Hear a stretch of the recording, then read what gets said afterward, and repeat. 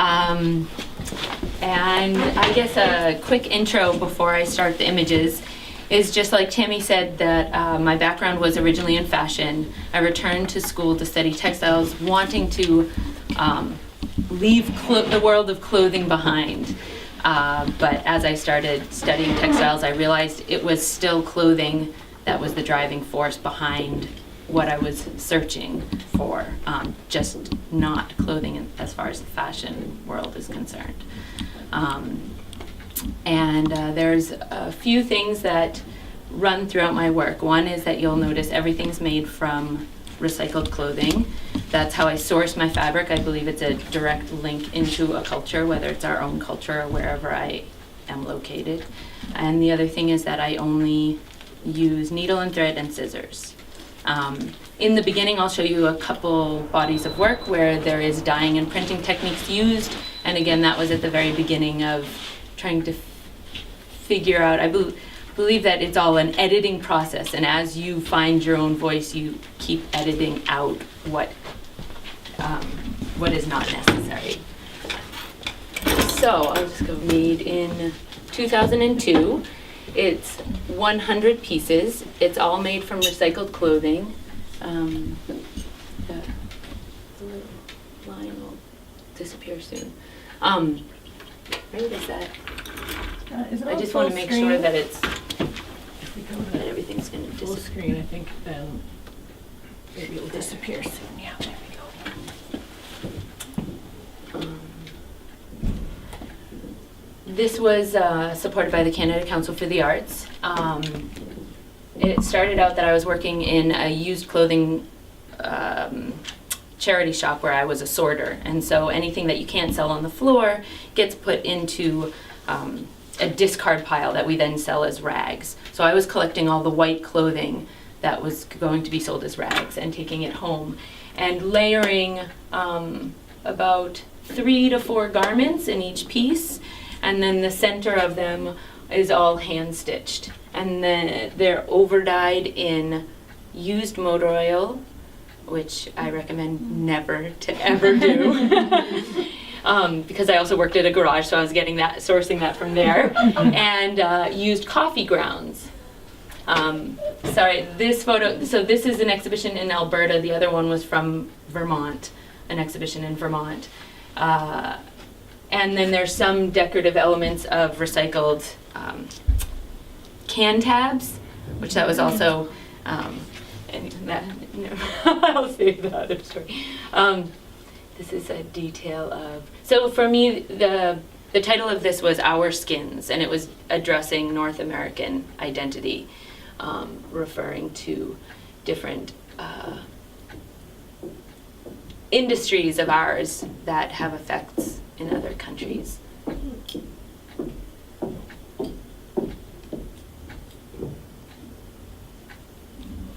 Then with the same piles of the used white clothes I kept collecting. This was this is while I was a resident at the Harbourfront Centre in Toronto. I was working with their yardage where I was layering, I was cutting apart all the clothes, sewing them together, screen printing, over dyeing, and then using burnout to create images. So I'm going to go through these quick because this is the only thing where I'm still using chemical dyes that I moved away from. This is about 7 layers, and each piece of fabric is about this big, and all layered together, and then using burnout and scissors cutting to reveal the colors from underneath. And then a large skirt that was almost human size, hanging with the bits and pieces from underneath, and all hand stitches. This was a project where I did a series of zipper aprons, and it's referencing, so cultures around the world, many cultures have the apron, and it references protection of a certain area along with other things. And so I had designed zipper aprons, again, with the idea of our culture, where we have the button and the fly right here, and taking apart all the pants and the zippers, again, from recycled sources where these garments had already been cut up into pieces, they would be discarded as trash, and so I was collecting what there was. And this was in Toronto. It's a company called Pre-Loved, if anybody's familiar with that company. And so I would collect everything that they had already cut up that they would throw away, and I would take it, and then from what bits and pieces were there, I would start figuring out what different projects I wanted to do. This series is called His and Hers. And if you can see, like, those are the metal zippers right there. Those are the buttons, the little tabs. This is another one from the Zipper Apron series. So you can see all the different zippers, and even though it's a small piece, that's however many pants. It's a lot of pairs of pants. The little teardrops are for the button fly, upside down Ralph Lauren logo. Then there was denim. I ended up with tons of denim. And again, I really like to focus on what's in front of me. I don't have a vision ahead of time of what I'm going to create. I like to focus with what's in front of me, and to also try to have the hand of the artist be as invisible as possible, and let it be very much what the material is. And that's also why I think hand stitching is so important in these ways. So all of this is just all the fringe that was around the used hem of the jeans. Here is layers of belt loops. Those are all the little studs that you find. There's zippers hanging off of scraps. Again, all the little pieces, zippers, buttons, button flies, studs up there. So the French seams that are on the inside or outside of the jeans. And then there was the American flag. This was, for me, there's always sort of a little twist in everything. So jeans are such a classic symbol of American identity.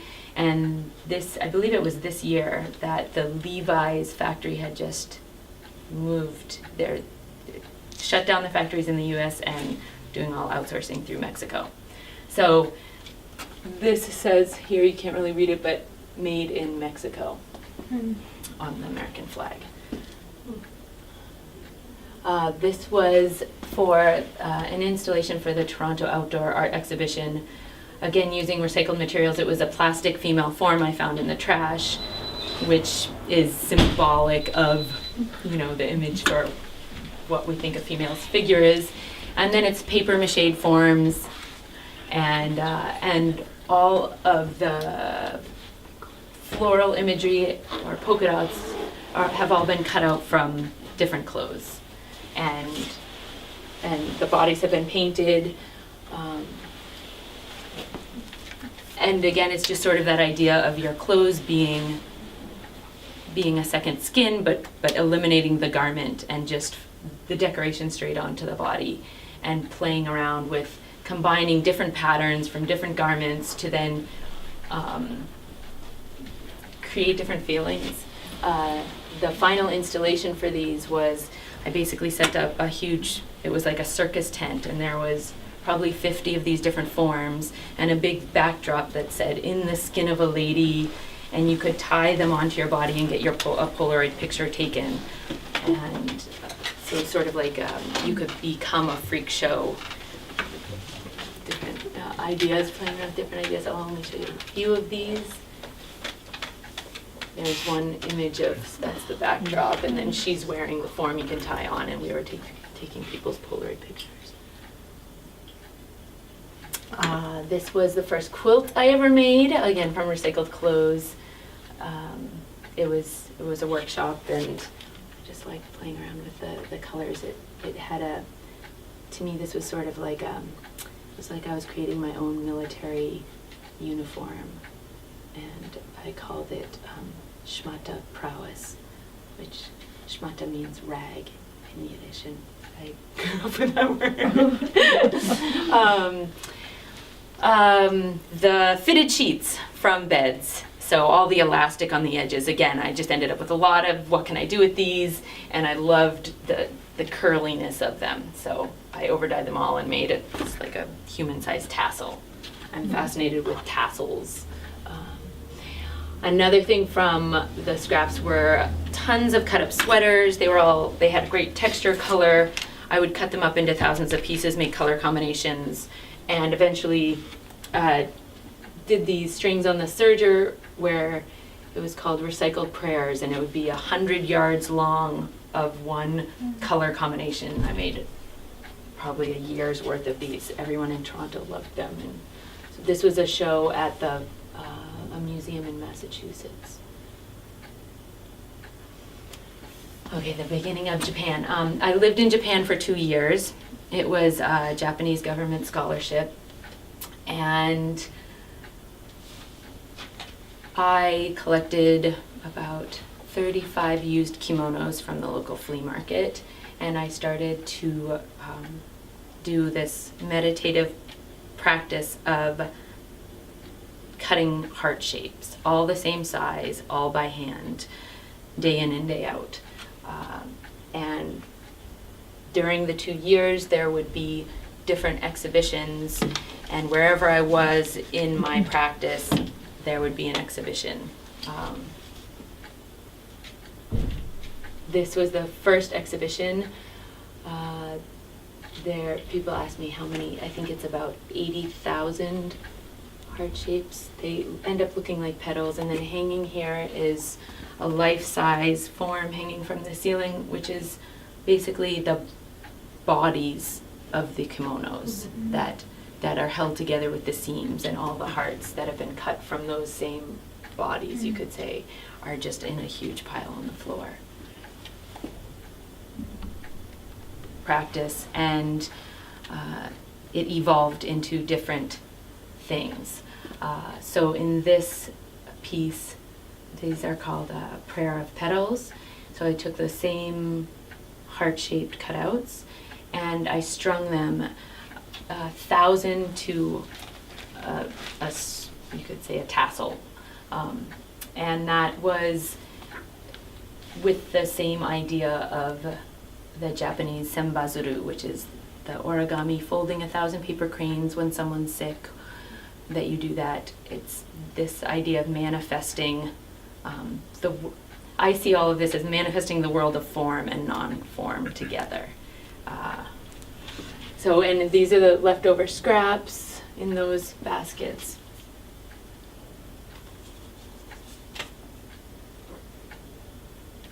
And this was a gallery in Kyoto called Jarfo.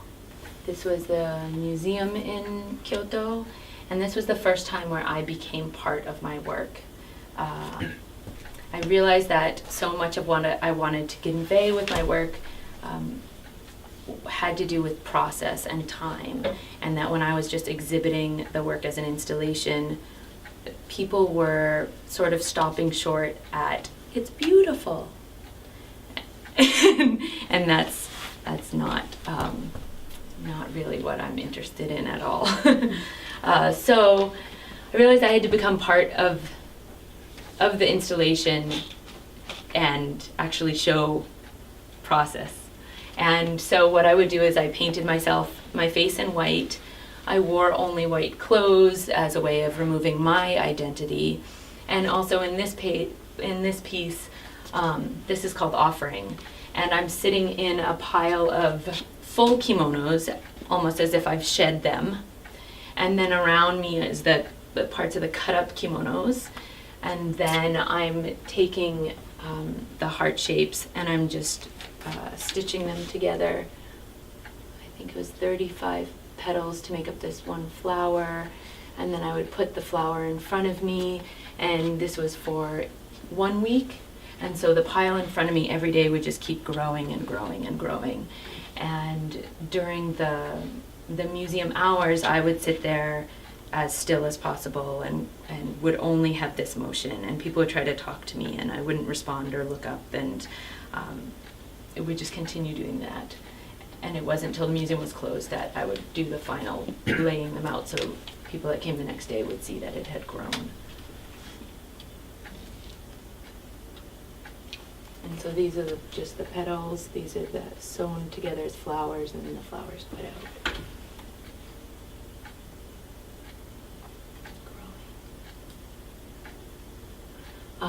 Another exhibition I did was in a Zen temple, Honenin, also in Kyoto. It was Kyoto that I was based for the 2 years. And once again, it was a 1 week long installation where I was part of the installation. And in this instance, I'm cutting. So someone would walk in and they see me cutting the heart shape out of the kimono. Again, painted white, no speaking, always looking down, trying to move as slowly as possible in my motions. And I always expected that people would walk in and sort of see that I'm not really doing anything and walk out. But instead I found that people would sit, and here you can see there are benches. And I was told by different friends of mine, there were some people that sat in there for like 2 hours. And I wouldn't know, I wouldn't be aware. Like some people, they could be free to walk in front of me, around me, sit in and out. I could hear when people came in and out. But it was quite incredible. And they would tell me afterwards that it felt like they had a moment of peace. And so in what this installation is sort of based around is what I'm wearing. And that is something that I sewed with the idea of the Buddhist rag robe, where historically Buddha would go to give teachings, and if people didn't have any money but wanted to offer him something in return, they would give him a small piece of cloth. And it could be as dirty as the cloth that they used to clean their baby's bottom with. In Japanese, it's translated as funzoe, which literally means like a shit rag robe. And so the Japanese were quite scared by what, they're like, do you know what that word is you have there? I say, yeah, and a lot of the different Japanese people I talked to, they didn't know, they weren't familiar with that history, and they were interested in learning more about it. And there is actually Zen groups who do this Buddhist rag robe practice, but they don't use rags, they use new fabrics where they have to hand stitch the entire robe for themselves that they wear. So it's all hand stitched little pieces that are from my scraps. So all the little scraps over 2 years that after I've been cutting the hearts, there are teeny little scraps I would sweep up every day.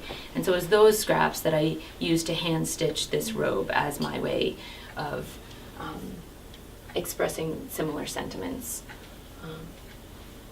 And the robe is a two-sided robe, and so I wanted to do 2 exhibitions, installations that spoke to what the 2 sides were. That's also another part of Japanese culture, is the inside of the kimono, what's hidden, and the outside, what's exposed. And so I was playing around with that as well. This is the entire robe hanging up as a textile. And so all the teeny little pieces are all right here. And then these are bigger pieces taken from the one kimono that I actually wore as my own personal robe during the time. And there's a close-up. And again, everything's hand-stitched. I'll only use... this was a famous Buto performer who wanted to use it for a piece of hers. So that's her using it. This is the other side of it. So where you saw the plain red on this side, it's just this plain fabric, which was again from my robe. But then in here are all those teeny pieces, and instead they come out to be little stripes from the way that I folded it. And so all the stitching you see on the other side and not on this. So these are all the little pieces that on the back side are all missing. And so this is the, you could say, the clean side of the robe, which is on the inside, the pretty side. So for me, this side of the robe was, I did prostrations and used it as a prostration blanket. This was up the side of a mountain, behind a temple, so that I'm facing the mountain and the city is behind me. And again, painted all white. And I'll let you read into it. I did prostrations. This was actually in the middle of winter. This was not for public view. There are a few different installation performances where it was documented by photograph, and then it would be the photographs that would be exhibited.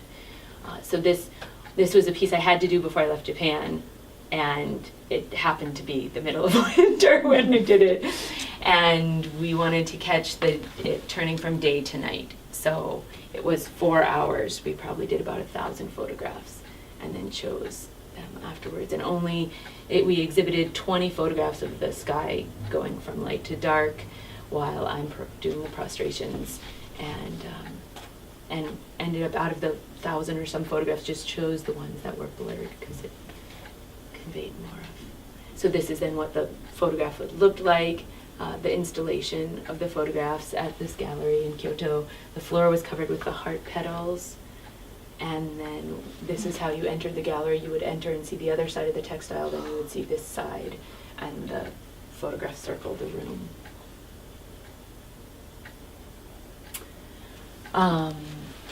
This was at the Kyoto City Prefectural Building. It was a site-specific installation. Different artists were asked to do installations inside of the building.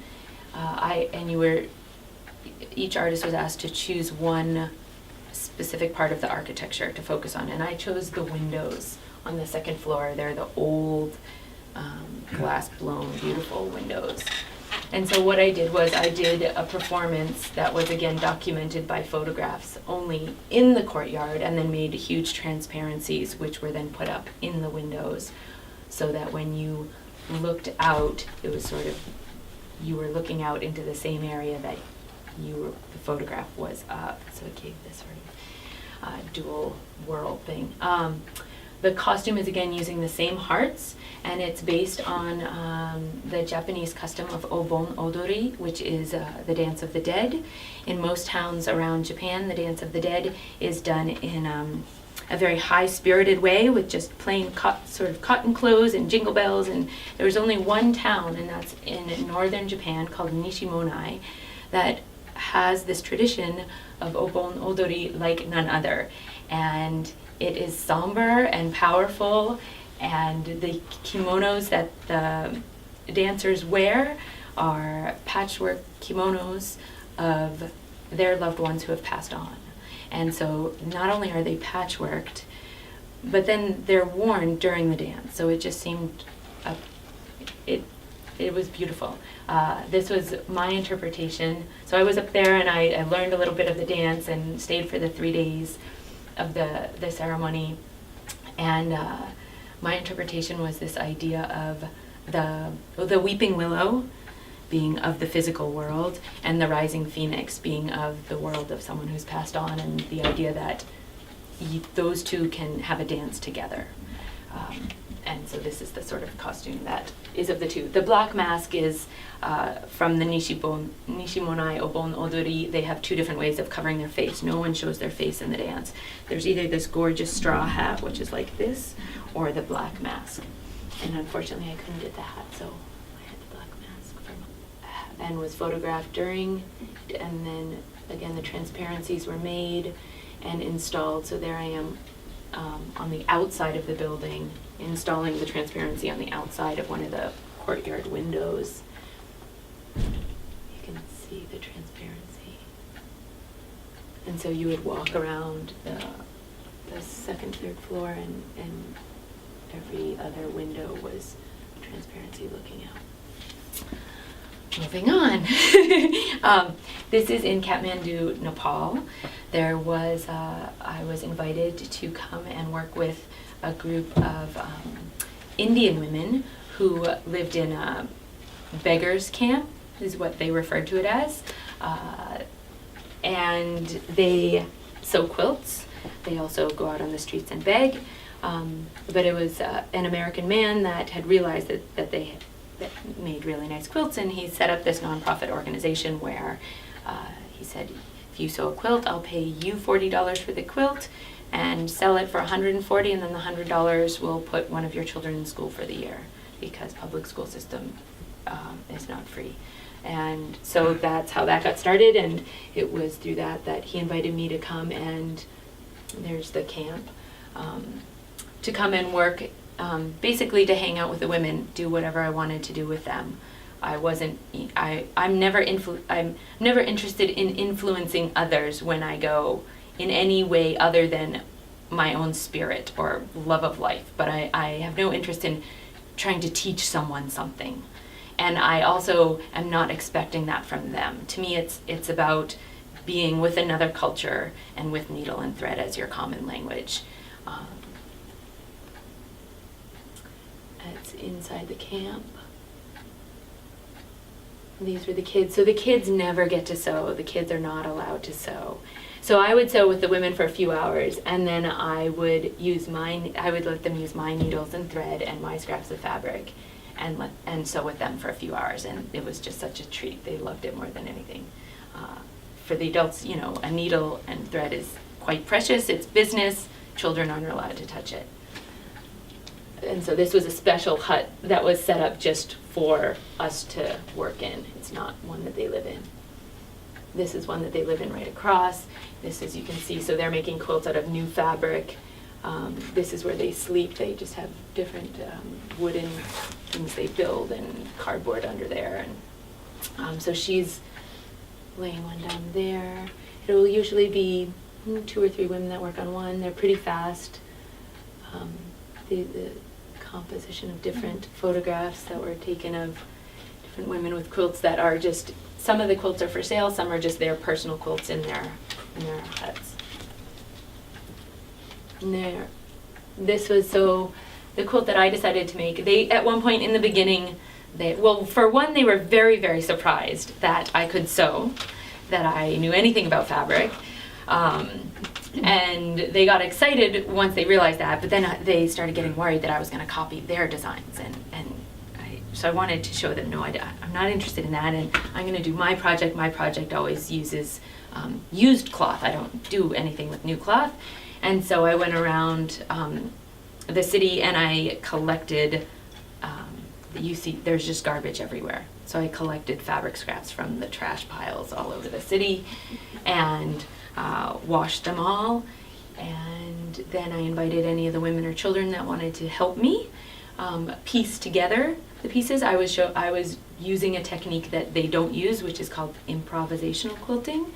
And so anyone that wanted to join me could do that. And for a couple hours it'd be the women and a couple hours the children. And then all the final stitching I did.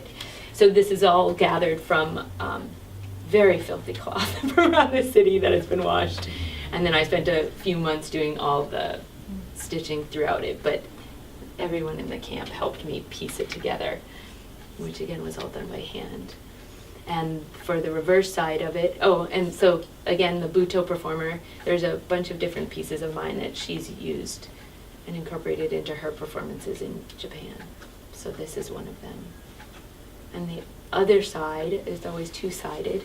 So for the other side of the quilt, the women donated clothes of their own that they had been saving. They donated them to me to cut up to make for the back of the quilt. So this side of the quilt is all made from their clothing. And that meant a lot to me, because that's a lot more along the lines of where there's more of a connection, at least for me. And the centerpiece was a quilting sample of theirs that they were trashing, and so they offered that to me, so I put that in the center. And this was an exhibition in Virginia. There's a close-up of all of their clothing scraps. Where it's wonderful, because at first, you get it, you just think, oh my God, this is all the ugliest stuff I've ever seen. How am I gonna make something that looks good with this? And then, be trying to sleep at night, and all of a sudden it would click. Oh wait, that dupatta over that kurta. Okay, I've got it. And start putting it together. And I love the challenges of when you're not in control and you have to work with what you've got. Again, the Buto performers wrapping up in it. That's in Japan. So the one other project I did with them was one day, you go down there and you have no clue what's going to happen each day. So I go down there one day and they're tearing down their entire hut. So they're taking off all the plastic and all these little scraps of fabric that tie together all the bamboo sticks, they're cutting them down and taking down all this. So for 8 hours, I helped them take down the whole hut and then rebuild in the exact same place with the exact same wood, just do it again. And all of these little scraps I found fascinating, and I saved them and I washed them, and I took one of their quilts and I then added to it. And so all the little scraps, I didn't change any of the sizes of them. They all have what you would say is tie-dyed, but with smoke, because they cook in there, and they'll also burn plastic as a way to heat the little hut. And so it's just constantly black smoke, black smoke. And so I thought that was fascinating, that from the little pieces being tied, you're actually getting that tie-dye effect without planning it. So I love that one. So that one I call Smoked. I did a retreat, and this was a monastery far, let's say, I think 3 hours north of Kathmandu, up in the mountains. It was all Buddhist nuns, and at the end, these prayer flags, they put up different prayer flags for different families, then they take them down and ritually burn them, put up new ones for different families. And so I asked if all the ones they were going to burn, if I could have, as long as what I was doing was respectful. And they gave them to me. And I spent weeks and weeks just on the roof of the building every day, like just cutting the flags off of the long strings and untangling them, and ended up with, I think it was just over 1,600 individual pieces. This project then came back to the States with me, and I spent a few months hand stitching them all together. And this is the front piece, so this is huge. This is photographed in an enormous room, and these tails, would go double the length of this room. The tails come from the backside. And this piece, so there you can see the tails coming from the top. And the tails are double, so it's the prayer flags that are hand stitched, double-sided, so that whichever way it hangs, they would hang.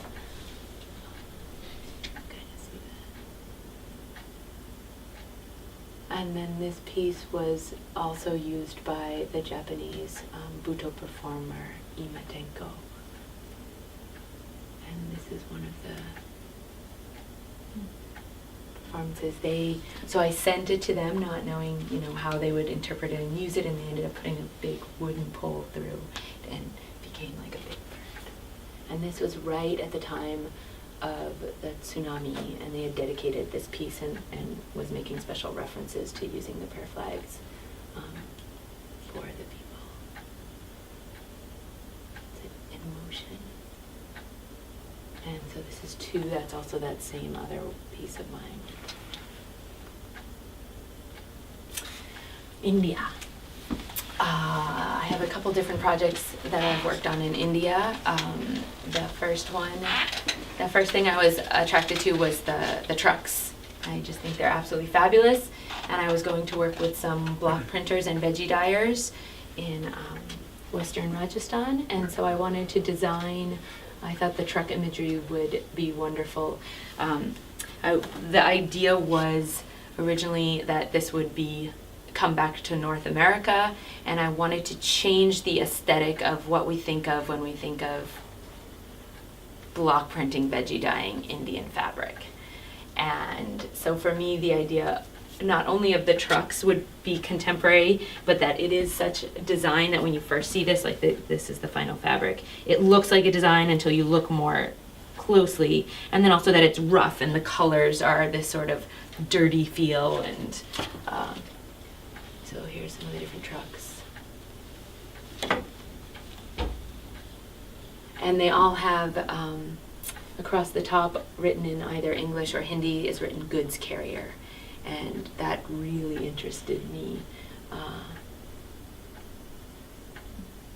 having to do with different nomadic concepts that I was playing around with. A lot of the imagery and symbols are all symbols of protection, whether it's the black pom-poms, this slipper, you'll see them repeated on all trucks, and other Shivas. Think what you'll take with you before you go, but spoken in a way referring to life and death, and different things about the mother and the father, and this is Barmir. This is far out in western Rajasthan, where the block printers and veggie dyers were. And this is the place where they do it. Outside, they're drying the fabrics. This is inside, where they're doing it. It's a resist that they print, and then they go through different layers. These were blocks that I had made for them like 15 years ago, just simplified Indian designs. All the fabric after it's been initially treated. It was a wonderful little place. This man is the block carver. He has this teeny box of just a few little tools that he carves all the blocks with. And unfortunately, it is all a dying craft, and that was part of why I was trying to help out with maybe more contemporary designs. Or these are my truck blocks. They're that size. That's what they stamp in. They're stamping the fabric, working on the symbols. Trucks. So these were all symbols that I had designed from the trucks. All different symbols of protection. On to the next project. So what I ended up doing with the truck clothing was I took it one step further, and it became my own costume that I sort of created there. I created 2 different costumes that I lived in for 5 months while I returned to India the next time and went to live with the Banjara. The Banjara are a nomadic tribe, no longer nomadic, originally nomadic. Now they're settled all throughout India. They are known to be the ancestors of the Roma in Europe. And so for me, there was this connection of the trucks, what the trucks look like, and then also that the trucks say goods carrier, what the Banjara look like, and that traditionally their background was as goods carriers. They transported through hundreds of oxen all around India, goods, mostly salts and grains.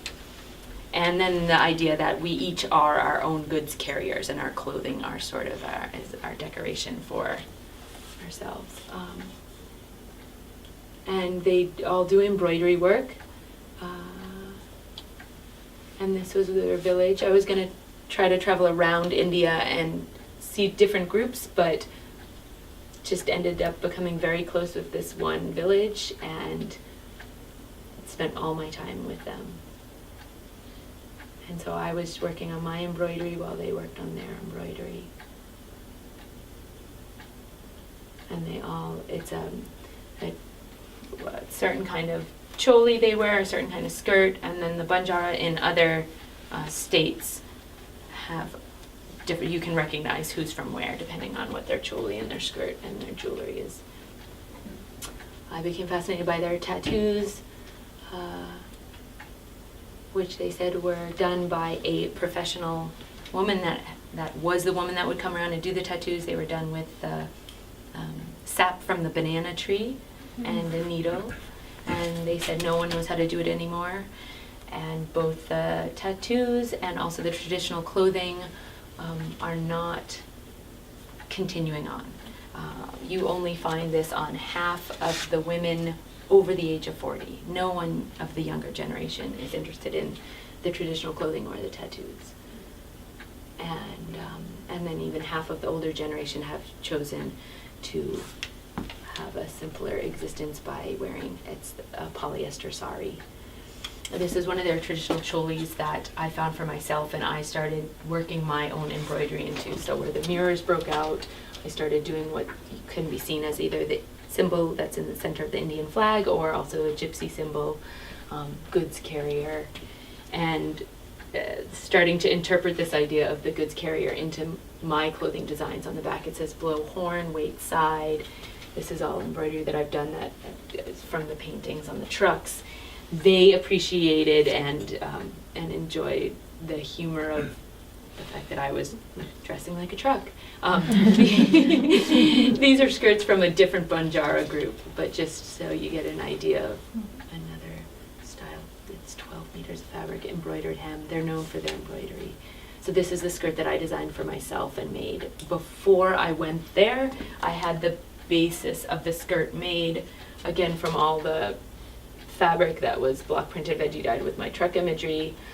I had embroidered all the flowers before I went on this trip, and then while I was there I worked on the embroidery in the trucks, and then all these little silver buttons, which is just their Banjara decoration. They're not real buttons, and only they're basically made for the Banjara, and only the Banjara wear them, and they decorate their skirts and cholis with them.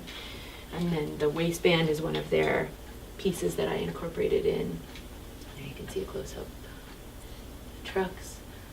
In the waistband, this would be where all their mirrors would be that were broken out, and it would normally be right here for the head cloth. And so in there I've embroidered all the images from the trucks. They have a wonderful sense of humor. Then I started doing embroideries, one embroidery each day of their tattoos, which they also have as fun. And I really liked the relationship. They knew that I was interested in drawing any woman in traditional clothing or with the traditional tattoos. And I felt like in that way, it gave those women a sense of pride that I was interested in this traditional stuff, because the other people, there's happening. Different tattoo images, all hand embroidered, using one of the common stitches that they use, which is just over.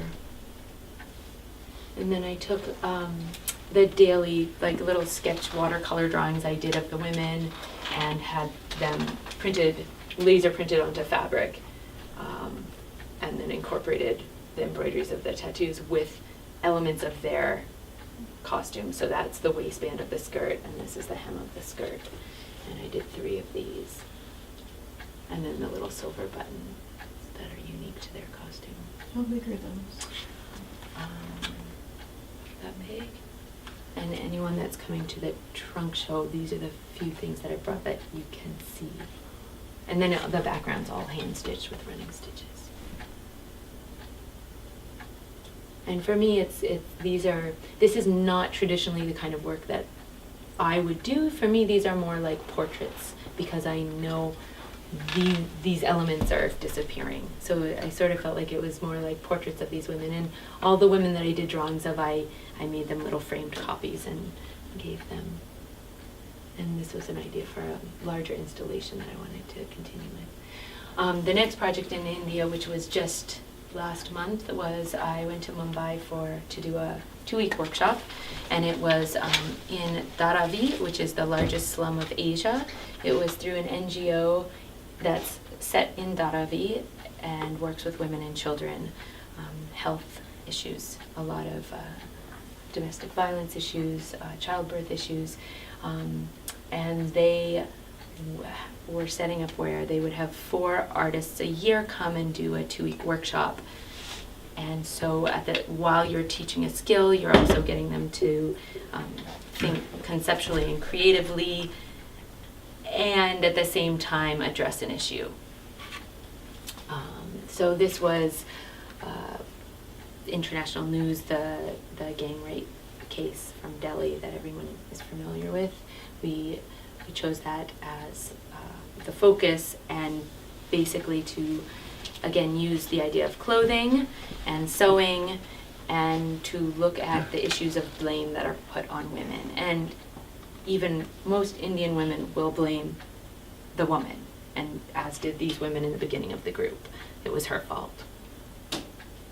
This is all in Dharavi.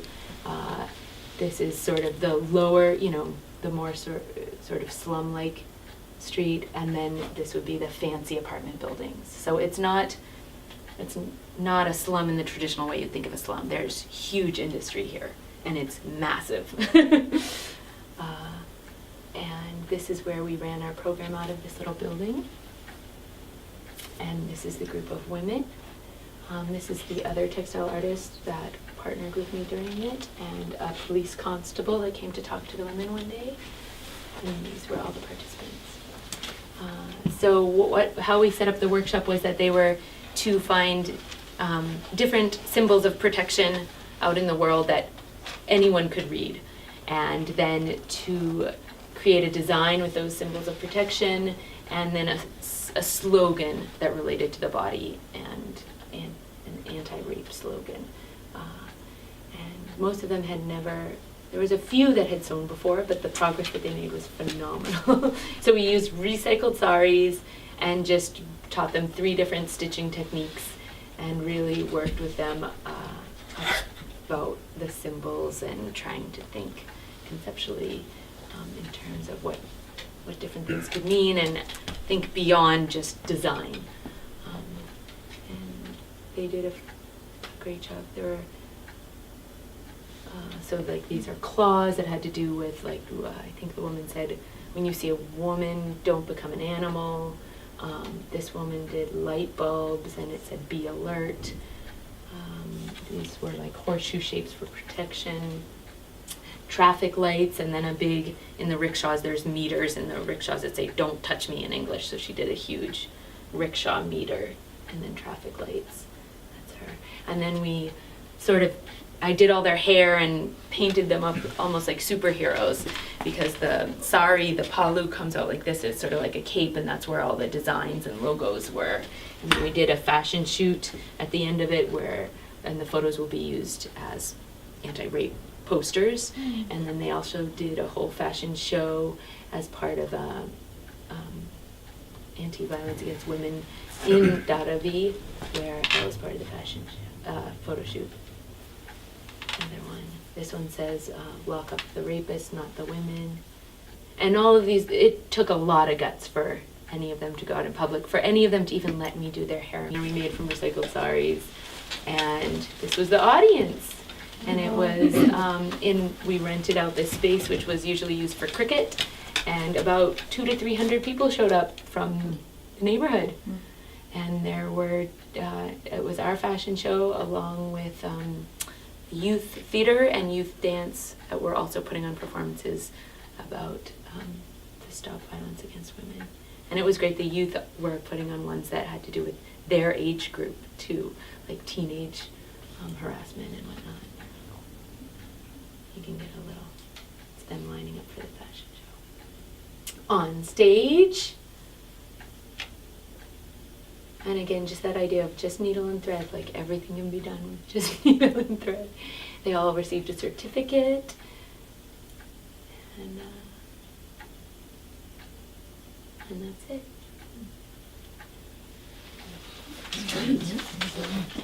And I figured there would obviously be, with each project I could talk endlessly, but because I don't know what different people's interests are, then obviously questions.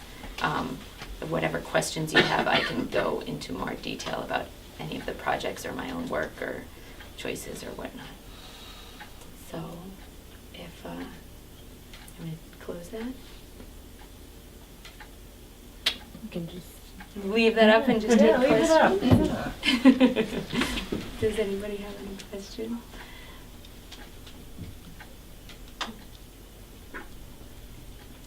That was a lot to absorb. Yeah. Oh, I give you like the most minimal I possibly could do.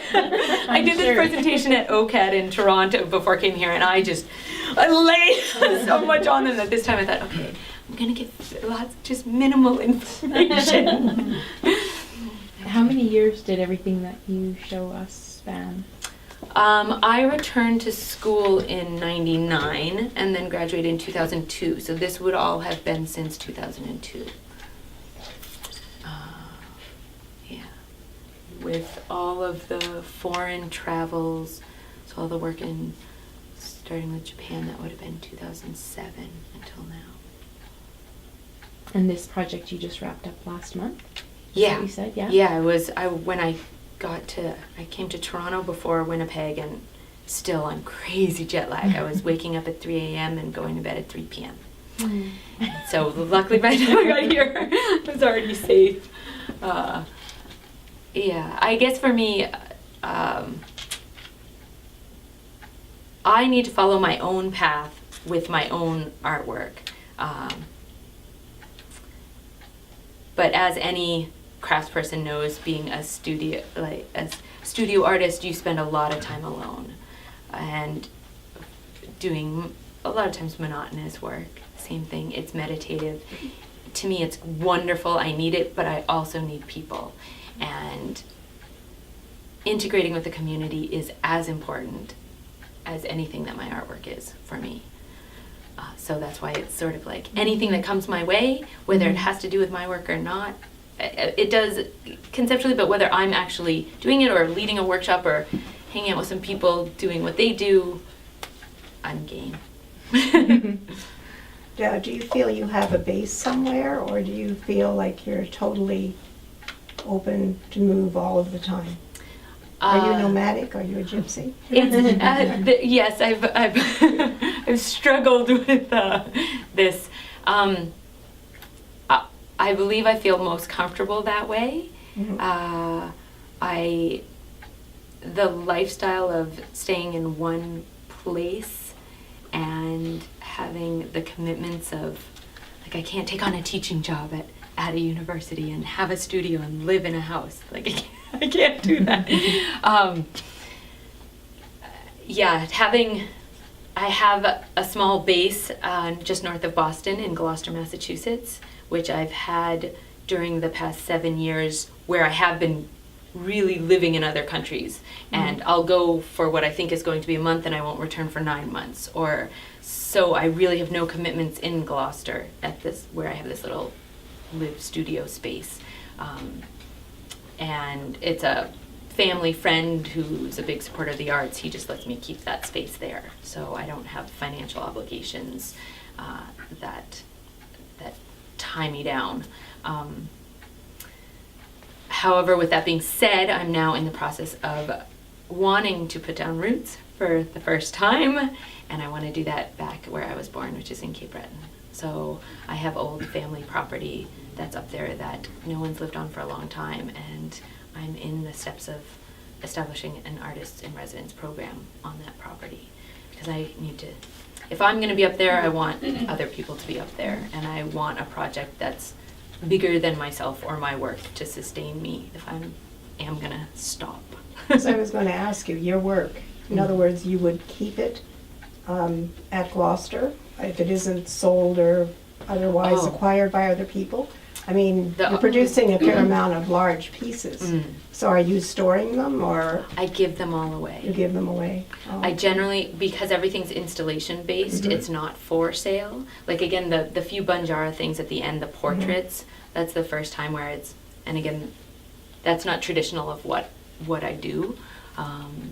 But the installation work, for me, it is so much about what I'm doing that holds the importance, and not what it is in the end. Yeah.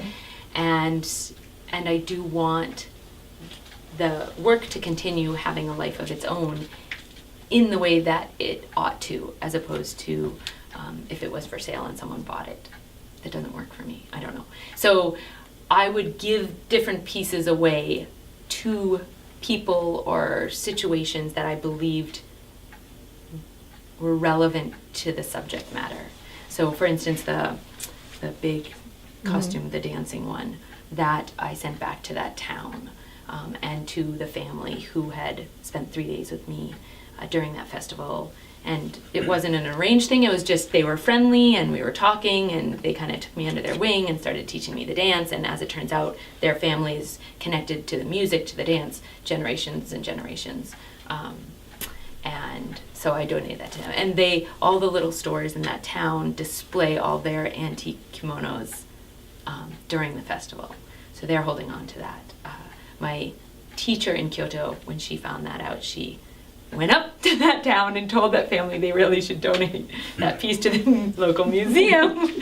And they said no. And she tried everything she could to get them to. But to me, it's really important that it continues on how it's something, instead of just being stored in my storage. And the idea of selling it, not only, it doesn't really work for me, but it also just generally doesn't work. I mean, I grew up, my father's an artist. He's painted his entire life. I know that art generally doesn't sell, or at least for what it ought to, so it makes more sense to give it away for me.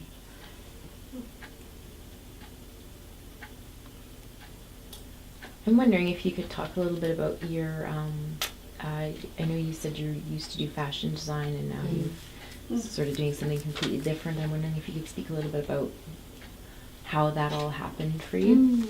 I had, all through growing up, I'd always been attracted to clothing, but had also grown up with an artist as a father, so hours and hours in museums looking at paintings. I had always drew and painted throughout my whole life, but couldn't wait till I graduated high school to go straight into fashion. And I did that, and after 1 year of school, I dropped out. I was like, this is ridiculous. I had much higher expectations, so I started working for Betsy Johnson, did that for a year, also wasn't really reaching my expectations of what I thought, opened up my own business, and I had my own store for 4 years where I did all in-house production. And it was great while it was that struggle of, this was what I had always wanted to do, but as I did it and realized I could do it and was successful at doing it, also realized that that the fashion world didn't hold the answers for me as far as the importance of what clothing clothing had always, I was trying to find what it was, and once I was in the fashion world I realized that it was a lot more a part of a world that had to do with vanity, and that's just not anything I'm interested in at all. And people would, it's whether the skirt looks good at this length or this length, then I could care less. and so once I got through my own struggles and successes, I also have this thing where once you know you're good at something, I don't want to stay there. I want to move on. I have no interest in just, I don't know, perfection. It's more about like, can I do this? Is this what I want? This is great. Okay, no, now I need something else. And it definitely wasn't answering all my questions. So when I went back to school for textiles, I was hoping to stay as far away from clothing as possible. And every textile class we had, the different teachers would say, when you're working on this, think of the final result, like what do you imagine it for? And unfortunately, clothing kept coming back. And I had a Japanese, the head of the department was a Japanese woman, and she had always said, if any of you want to talk to me privately, come make an appointment. And I did, and that was a big changing point for me in accepting why clothing was always here. And I told her that when I see traditional clothing from indigenous cultures, I just feel it through my entire body. It's like I get shivers. I feel like clothing was my language before English. It is much more of a native tongue to me than English will ever be. And she told me that it is in my body, it's because it's not this lifetime, it's many, many, many lifetimes that I'm so familiar with this, and it's this powerful thing that I can't explain and why, and so I've just horrible. And to me that was everything, the studio, and that's also, as craftspeople, makers, artists, we all get our inspiration in different ways, and some people it is just from the techniques. And though I can be amazingly inspired and go endlessly when I learn a different technique, creativity for creativity's sake alone is not what floats my boat. I can do it, I've done it my whole life, I'm good at it, but it's too overwhelming. It's creativity is infinite. Your mind, I suffer from migraines. I get migraines all the time if I don't focus on my path. And so that's when I realized, I really need to know what is it for me that is important. And so to really edit out everything creativity, anyway, to edit out what didn't hold a conceptual importance and was something I was dealing with. I first started tried to create conceptual work, but in the garment form when I was in school. And I would have exhibitions, and everyone would miss the point of anything that was being communicated, because they would see a dress and they'd be, oh, that's beautiful. Does it come in my size? How much does it cost? You're like, nope. Okay, so then it's like, as you get your responses from your viewers, you realize as an artist, wow, I'm not conveying what I really want to be conveying here. And so by the time I left school, I was like, oh, I can't exhibit anything that is a clothing form if I want to convey concepts that relate to clothing. It can't be actually wearable. And that's when I created the Our Skins piece. That was my first work out of school that year. And it worked.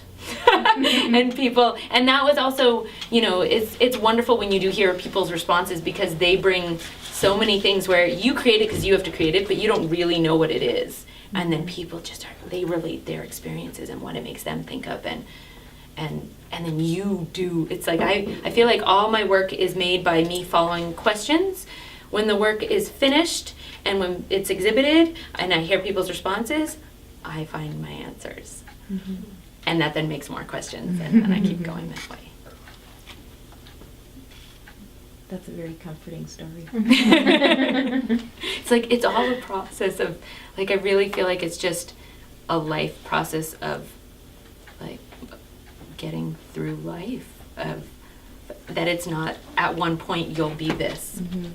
And when I teach students in college or whatnot, I tell them, don't think that you're going to graduate and be an artist, or don't think that when you turn 40 you're going to be an artist. Mm-hmm. It's like, think of it that it's your language, and you're going to spend your life learning it, and it's just a continual learning process for yourself about the world. Mm-hmm. And really nothing more. Like, for me, it's all process based. It's not about object at all.